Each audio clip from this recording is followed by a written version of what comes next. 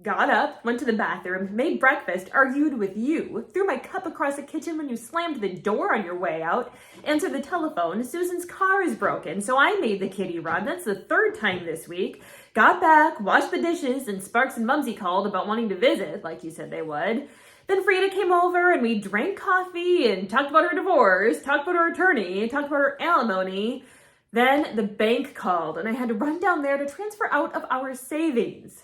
That's wrong. To transfer what was left of our savings to cover your overdraft? Then the phone rang again. It was Safeway calling because our grocery check had bounced. I told him to send it through again.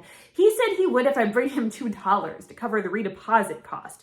So I drove over to Safeway. I was very embarrassed, but I went anyway because I knew that you wouldn't, even if you said you would. So I'd just be answering the phone again tomorrow or I'd have to start shopping somewhere else. Got back, heard screaming on the street, went outside. The Carlson's dog had been run over and nobody knew what to do. So I wrapped him in a towel and put him in the back of the car and took him to the vet's. He was dead by the time I got there and the back seat was covered in blood and there was nobody there to help me except for this smart little bastard who wanted to know why I brought a dead dog to the vet.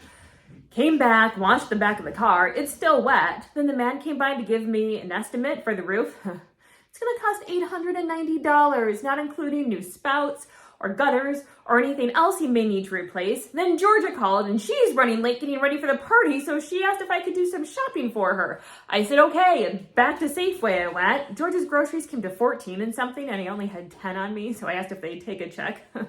Went through that whole thing again. Dropped off George's groceries and Susan was there and her car is still broken, so I made the afternoon kitty run. Got back, Spike and Huck were home, but Spike had gotten mad at Huck and locked him out, so Huck went over to the Lynch's and used their telephone to call Spike a dirty fucker.